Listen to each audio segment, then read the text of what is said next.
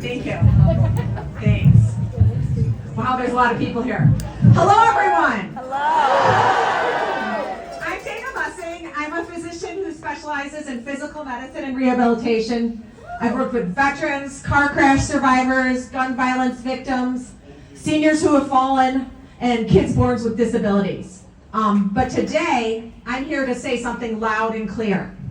Medicaid cuts are not just an attack on someone else. They're an attack on all of us. Yes, Medicaid is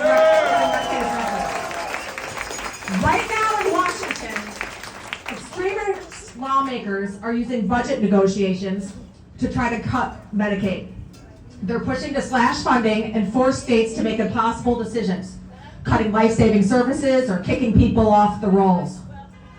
These lawmakers will say they're simply leaving it to the states, but the states do not have the resources to make up for these lost funds. Cost savings from less spending on Medicaid is not being given back to the states. It's going to tax cuts for billionaires.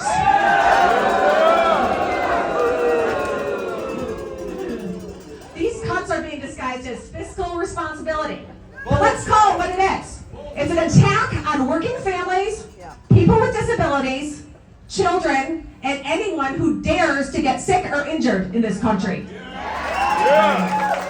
Let's stop pretending this is about those people over there.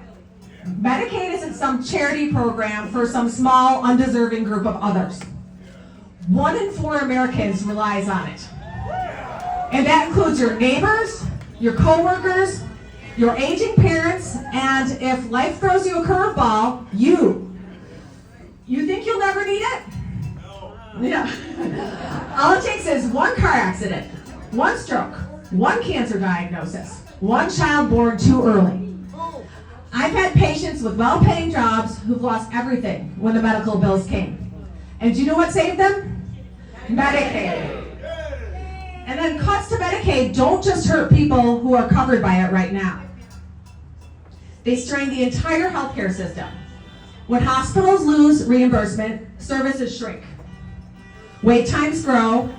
Your own private insurance premiums rise to cover the gap. Fewer therapists, fewer home care workers, fewer mental health providers, and more emergency rooms closing. And then everybody, irregardless of private insurance or wealth, feels the pain.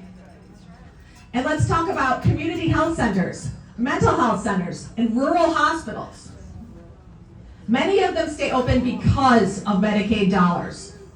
Cut that, and people in entire counties lose access to trauma care, maternity wards, rehabilitation services. This is a life and death issue for everyone, not just people who live in rural areas. Heaven forbid you're dropping your kid off at U of I, and you're in a rural area when you get hit by a drunk driver. You need hospitals around. Medicaid cuts are a false economy. They don't save money. They just push problems downstream until they explode. On the streets, in overcrowded emergency rooms, and in your rising premiums. This program is not charity. It's infrastructure. It's emergency preparedness. So, when they try to slash Medicaid, don't look away. Don't tell yourself it's not your fight. Because one day it might be your child, your partner, your parent, or you. And then when that day comes, I promise you, you will want Medicaid to be standing.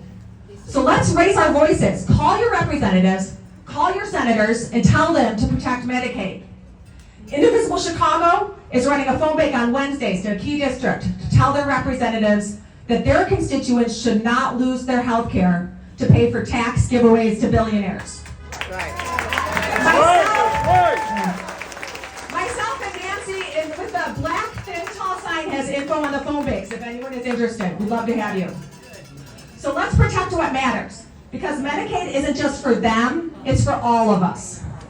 Thank you very much.